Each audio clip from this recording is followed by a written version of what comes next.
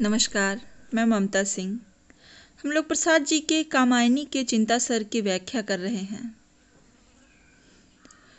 मनु जो कि प्रलयकालीन अवस्था के बाद धीरे धीरे अब उनका जीवन संघर्ष आगे बढ़ने के लिए हो रहा है और वह पुरानी परिस्थितियों की तुलना विश्लेषण करते हुए से प्रतीत होते हैं।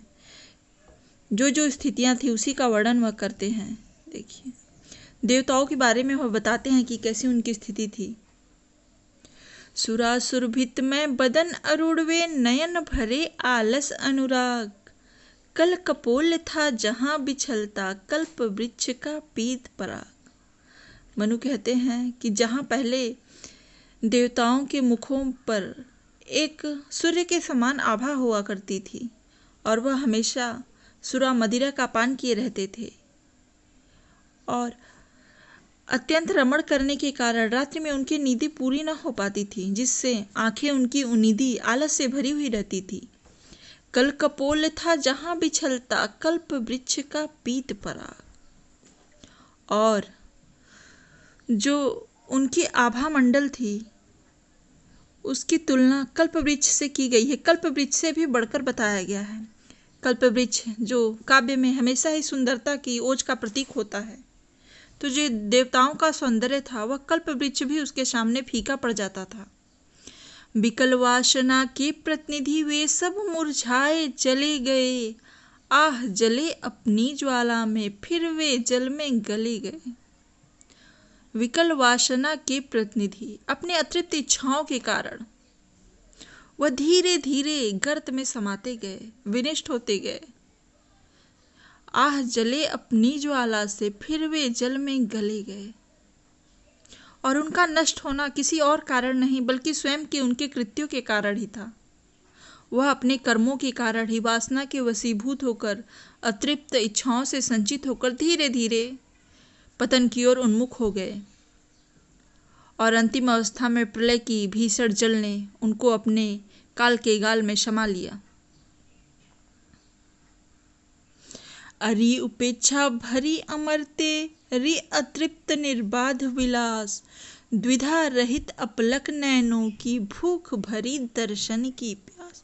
अरि उपेक्षा भरी अमरते, देवता, चूंकि वो देवता थे और हम जानते हैं कि देवता अमर थे, उनको अमरता का वरदान मिला हुआ था, लेकिन उनकी अतृप्त वासना ने, कभी न तृप्त होने वाले विलास ने उनके तेज, उनके ऐश्वर्य को, उनके ओज को उपेक्षित कर दिया। वह सारे जो उन्हें वरदान प्राप्त थे वह सब उपेक्षित हो गए, नष्ट हो गए। द्विधा रहित अपलक नैनों से, भूख भरी दर्शन की प्यास। और जो उनकी वासना थी वह कभी न समाप्त होने वाली थी। द्विधा रहित मतलब निर्विमेष नैनों से, बिना पलक झपकाए ही वह सुर बालाओं को घंटों देखा करते थे। बिछुड़े तेरे सब आलिंगन, पुलक स्पर्श का पता नहीं। मधुमय चुंबन का तरताएं, आज न मुख को सता रही। बिछुड़े तेरे सब आलिंगन, ये सारी स्थितियां जो थी अब नष्ट हो चुकी हैं और वह मीठे स्पर्श जो थे, प्यारे, जो मन को आनंद प्रदान करते थे, वह भी न रहे। और देवबालाओं का मुख, जो कि देवताओं के अत्यंत रमण के कारण जो दर्द करने लगता था, आज वह स्थिति न रही है, सब कुछ समाप्त हो गया है। रतन सौंध के वातायन से, जिसमें आता मधु मदिर समीर। टकराती होगी उनमें अब, तिमिंगिलों की भीड़ अधीर। रत्न सौंध के वातायन, वातायन मतलब खिड़कियां होती हैं। रत्न मतलब हीरे मोती जवाहरात, सौंध मतलब फूलों की खुशबू। तो देवताओं के जो महलों की खिड़कियां होती थीं वो विभिन्न प्रकार के फूलों और रत्न जड़ित मोतियों, हीरों से जड़ित होती थी। और वायु का जब आगमन होता था तो वायु उन्हीं खिड़कियों में होकर प्रवेश कर तब देवताओं के महलों में जाया करती थी। और वायु का जब खिड़की में आगमन होता था तो वहाँ के सुगंधित फूलों से वह वायु भी सुगंधित हो जाया करती थी और देवताओं को आनंदित किया करती थी। और जो वह स्थिति थी अब उसके ठीक विपरीत अवस्था हो गई है। अब वहाँ जल ने अपना वास ले लिया है। उन महलों में चारों तरफ जल ही जल हो गया है।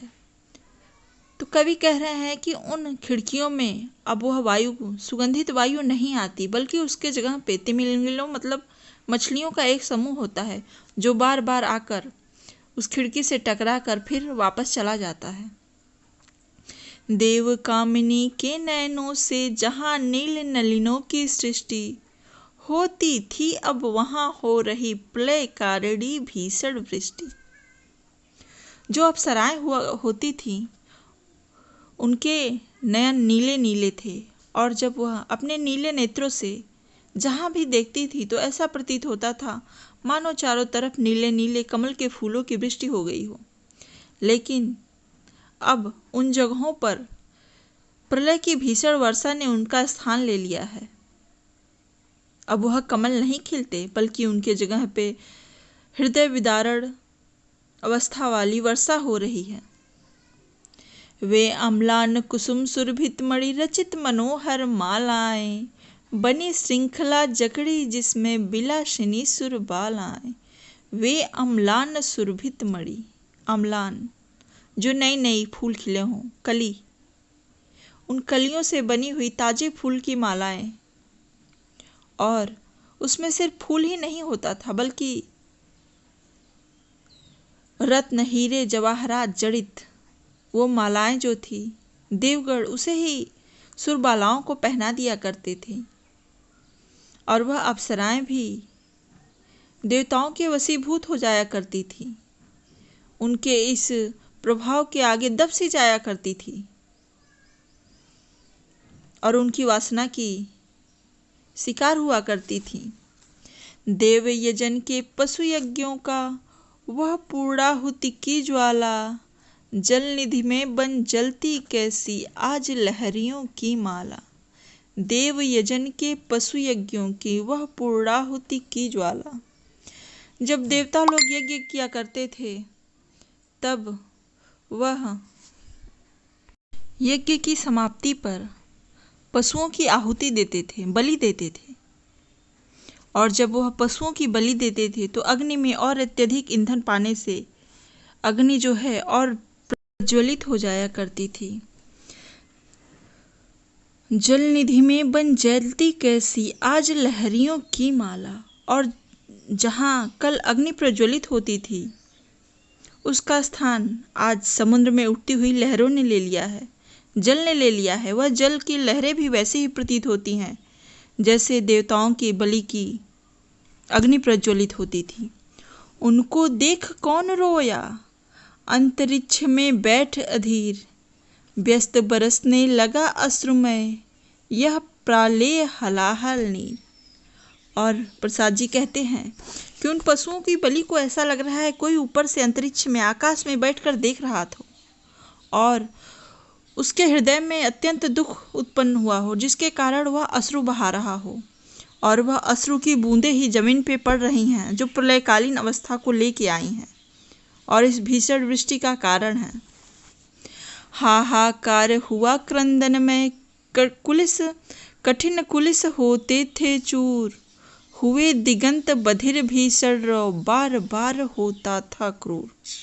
हाहाकार हुआ क्रंदन में, पहले जहाँ प्रलय के समय जब पहली अवस्था थी तो जो भीषण बारिश हो रही थी तो कहीं ना कहीं यह उम्मीद थी कि अब वर्षा रुक जाएगी और स्थिति सामान्य हो जाएगी। लेकिन वह हाहाकार जो था, वह बारिश थी, वह और ही बढ़ती गई और बढ़ने के साथ ही जो दुख था वह बढ़ता गया। अब वह दुख न रहा, हाहाकार रूप में दसों दिशाओं में गूंज उठा। जीवन को बचाने के लिए संघर्ष होने लगा। बार बार बिजली चमकी, आंधियां आईं और उनमें लोगों का जो स्वर था वह और तेज हो गया। बार बार क्रंदन में आवाज दसों दिशाओं में गूंजने लगी और वह स्थिति और भी क्रूर होती चली गई।